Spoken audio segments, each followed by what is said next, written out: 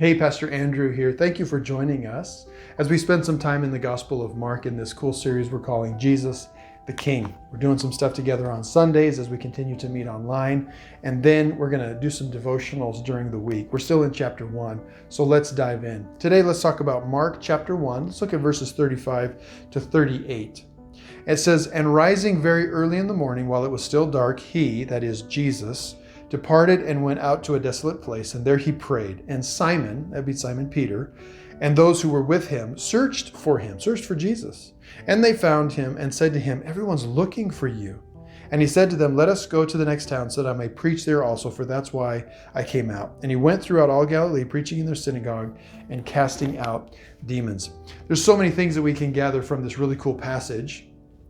Of course, layers upon layer of things. Like we talked about last time in the introduction, Mark is a quick-paced gospel. I mean, we're in chapter 1, and Jesus just hits the ground running. One thing that I think is so interesting is that we see right at the beginning of Mark's account, Jesus spends time praying. And from the language, it seems like he spends a little bit of time, quite a bit of time, praying. His disciples probably were still asleep because he was up very early in the morning, and then they were searching for him.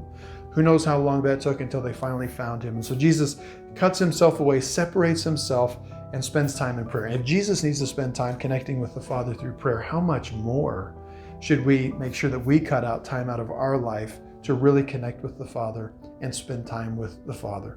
And again, Jesus' popularity is spreading at this point already. And that's why they say, "Jesus, everyone's looking for you. Where have you been?" And Jesus is teaching them a very important object lesson that I've been praying. You need to do the same thing. You need to pray as well and follow my lead. I'm leading by example. So Jesus' popularity is growing like crazy because earlier in the same chapter 1, he goes to the synagogue in Capernaum, kind of like their version of church. Everybody gathers together in the synagogue. And so then a demon-possessed man actually is there, and so Jesus casts out the demon. But while he's speaking and teaching and having his turn to talk, people are amazed. And we read that they say, "Man, he teaches with one that has authority." Like, we've never heard this before. We've never seen this before. There was just something unique about the way that Jesus taught and the way that he preached. Yeah, of course, we can look back with hindsight and say, yeah, because he's God. He's the creator of the universe. All things hold together by the word of his power. And so, of course, he speaks with authority because he knows all those things. He was there. But they didn't know that. They just see Jesus come to the synagogue, this guy from Nazareth who's now in Capernaum, and he begins to teach, and they say, "Man, he just has such authority. It's so uncanny. He just speaks with such authority.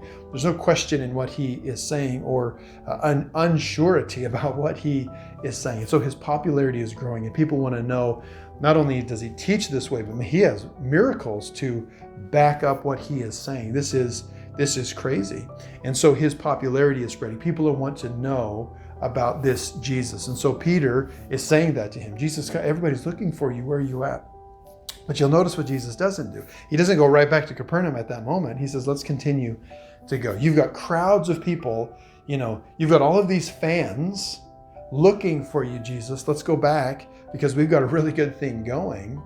But Jesus says no. He's more interested in quality of ministry rather than quantity in ministry. And I think that's a powerful point to really consider, because I wish that were true for all of us. And for many, it is true. We're more interested in quality over quantity.